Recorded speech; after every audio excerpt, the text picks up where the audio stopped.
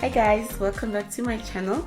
My name is Nala Pududu and this is the secret life of my PhD, where we talk all things productivity, motivation, education and high performance. Okay, so the title of today's video is Passion Doesn't Grow on Empty. I'm sure you're wondering, no. How did you come up with such an amazing title, guys? I know I amaze myself, but anyway, I will tell you. So a couple of years ago, I was attending a training session and I had the privilege of engaging, chatting with, talking with one of the academic leaders. She's retired now, but at the time, she was one of the leaders in the faculty that I was working in, a deputy dean. And she built like such an amazing career, well respected across the universities in South Africa and internationally. So great person. I had a great privilege to be able to speak to her. And anyway, I was at that stage where I was again questioning, what am I supposed to be doing with my life? Am I supposed to be doing this? I had just completed my master's, and like many times when you complete something, it's like, okay, what's next? You know, where am I supposed to go? What am I supposed to do?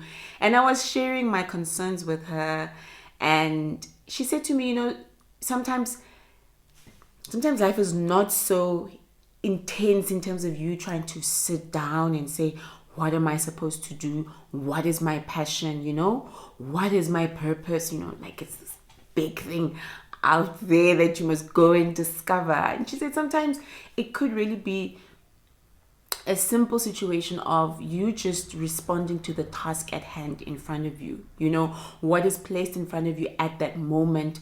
You know, it may be something that is placed in front of you because you committed to it through registering for a PhD or registering for a master's. So that is the project at hand. That is your task at hand. Or it could be something that is your responsibility as a result of work. You know, you've got something that you need to focus on at work. But point is, it's really just about showing up in the moment with the task that is in front of you. Because sometimes also trying to figure out the unknown or the bigger picture can sometimes be so overwhelming and quite intimidating.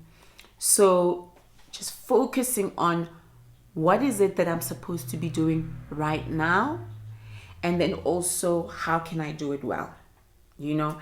And she shared that with me, and I thought, okay, you know, if you think about the great leaders and innovators of our time. Obviously, I'm thinking about Steve Jobs, one of the greatest innovators of our time. Even Elon Musk, I've read a portion of his biography.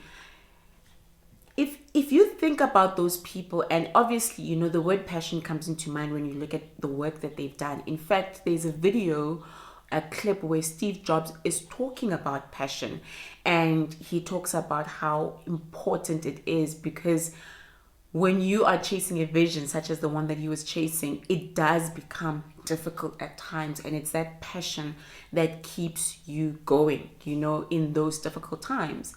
But if you look at his background, if you look at Elon Musk's background, you realize that from a very young age, from a very early age, they were exposed to, you know, technology and you know, electronics at a very young age. So the passion for what they're doing right now didn't just come because they saw something interesting on television or they heard about something interesting and now they want to get involved in it.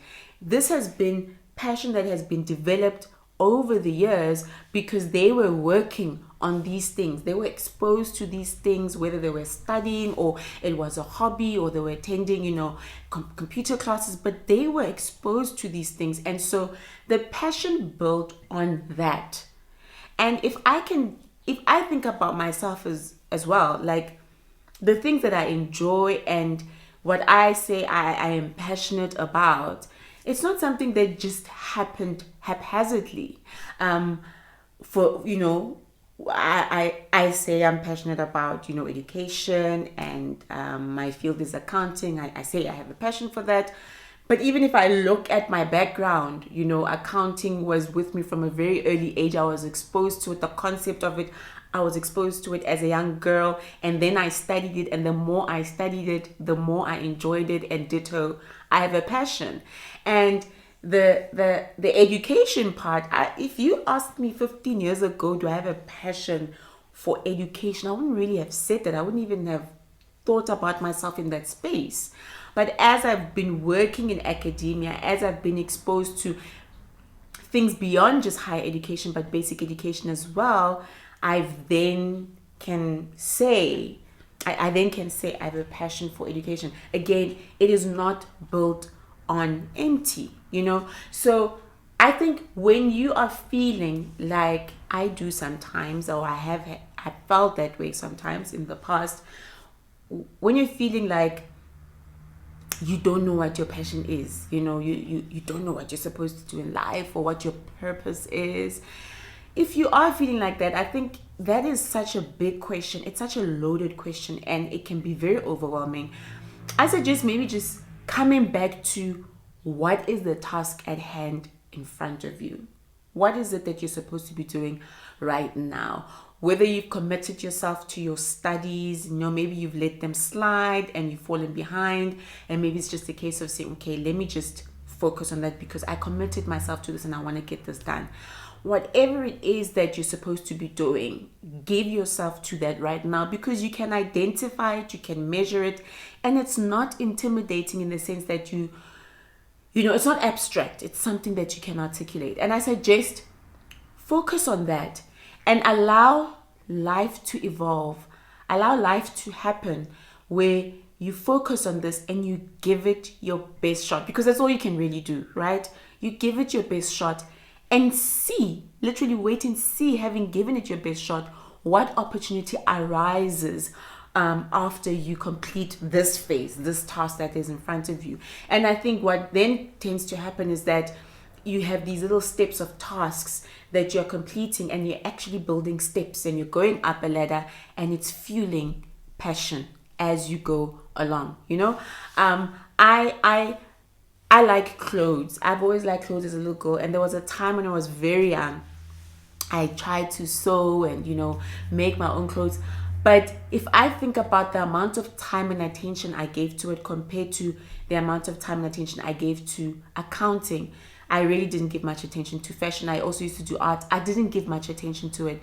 So I used to do it here or there, and I would like to say I have a passion for it, but actually I like it. I like to see beautiful things, but I can't really say I have a passion for it.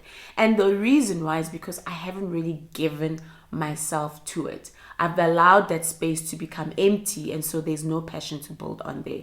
So guys, that's my video for today. If you're feeling a little bit woo, a little bit lost, a little bit disorientated, come back and just focus on what you need to do right now and let passion take care of itself. That is my video. Thank you so much for watching, and I will see you next week, Monday.